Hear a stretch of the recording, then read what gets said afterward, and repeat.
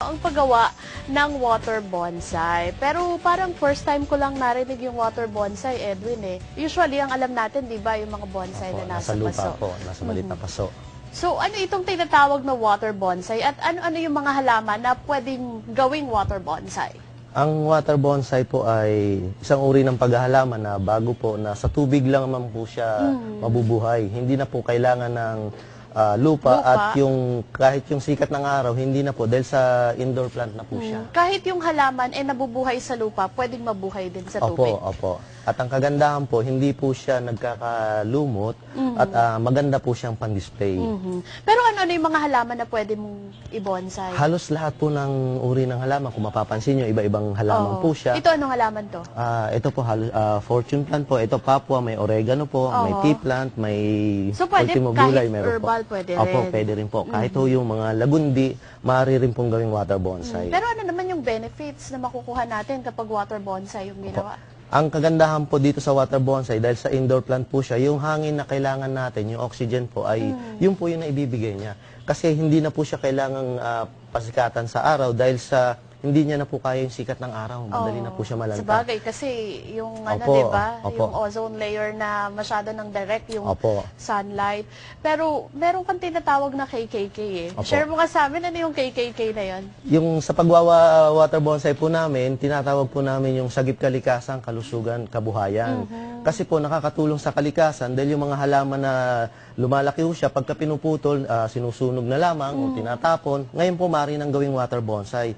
At yung mga recycled materials, yung mga garapon, mga foam, ay nagagamit po natin. So pati yung mga mineral water na bottle? Yung sa kalusugan naman po ay dahil sa nagbibigay po siya ng oxygen sa atin, tayo naglalabas ng carbon dioxide, so malaking tulong para sa kalusugan. Mas maganda kung nasa loob ng bahay, di ba? Kasi kaya nauso yung mga halaman na plastic para maganda hong display sa bahay. Ay ngayon po, ito buhay na po May mismo. May purpose siya talaga. Pero eto paraan, paano gagawin itong water bonsai na to? Tuturuan mo kami kung paano yan. At eto na nga po yung tinatawag na water bonsai. So, paano ang paggawa ng water bonsai? Ito yung sample jar natin. Magsisimula po tayo rito, lalo na doon sa mga halos wala namang puhunan, kaya maganda po siyang pangkabuhayan din po, kaya tinatawag namin pangkabuhayan din po siya. Dahil yung mga materials niya po, puro mga recycled po. Mga garapon, mga foam. Ito yung mga styrofoam, nakakalat-kalat sa Kaya kung mapapansin nyo, narito po siya. Dito na po siya nagkadahon at nagkaugat.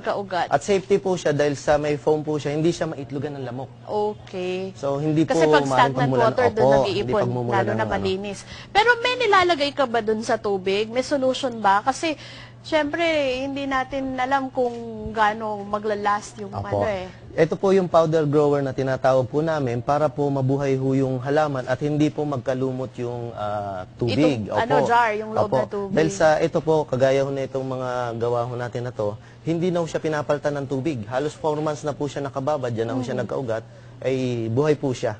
Okay. So, ang paggawa po nito, narito po, maghahanda lang po ng mga, yung 1.5. Okay, let me help you. Yan. Ilalagay lang po ito yung powder grower. Ito po, ilalagay po muna yung powder grower dito sa 1.5. Pag nilagay po natin, isi-shake lang po natin ng halos 30 seconds. Ngayon, pagka sinyake po natin ng 30 seconds, pag clear po niyan, yun na po yung panggawa ng water bonsai. Yan po. Marunong ako na. Ito po yun. Ganito po ang kulay niyan. Ngayon, pagka-clear na po siya, after mga 1 hour, magiging clear po siya. Yun na po yung panggawa natin. Hindi na natin kailangan isama yung powder grower. So, itong solution na nilagay natin po, mayroon dito, na po yan. Mababad na yan kanina pa. Ngayon, dahil sa may ugat at may dahon na po siya, maaari na po siyang i-transfer sa magandang base. Okay. Parang pagka pinapasimulan mo pa lang siya, tsaka dito sa mga ganitong garapon. Para po, halimbawa yung mga gustong magparami ng ganito at pwedeng pangkabuhayan po nila, ay sa ganito po ang hindi na sila kailangang gumastos ng malaki. Hindi malaking puhunan para magtanim po sila ng water bonsai. So ito, gaano katagal nakababad yan? Halos 4 months na po siya nakababad sa tubig. Narito po, kailangan po natin ng masking tape. Okay. Papakita ko po muna. Okay lang po. Ito po yung, sige po, okay lang po. Ito po. Wala bang epekto sa halaman yung masking tape? Hindi po, wala pong Ito po yung masking tape, ilalak lang po natin sa dulo. Okay. Ngayon, paglak po sa parang dulo, meron siyang lalagay lang po natin yung styrofoam. Styro. Lagyan lang po natin ng pagitan para po daanan ng tubig. Ikot lang po natin. Hindi natin kailangan higpitan ng mahigpit para hindi po nasasakal yung halaman. Yung katamtaman lamang po. Okay. Yan po siya. Gunting, kailangan mo. Okay lang po. Ito po. Gaano kakapal dapat Yung halos katamtaman po sa bibig nung nung garapon? At yung bawat styrofoam po, mayroon pong pinaka-overlap na tinatawag. Yung po yung pinaka-stopper niya para po hindi magtuloy-tuloy yung halaman. Hindi po siya nalalaglag.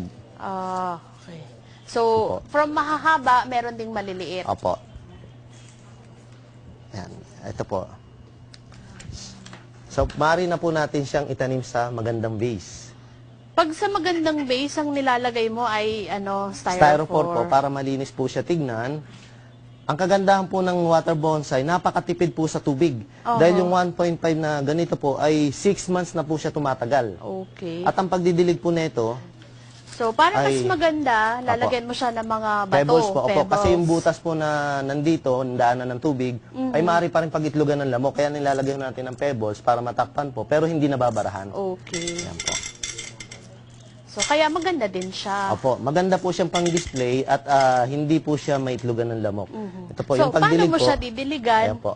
Ibubuhos Para lang po kayo lang. nagdilig mismo na nasa paso.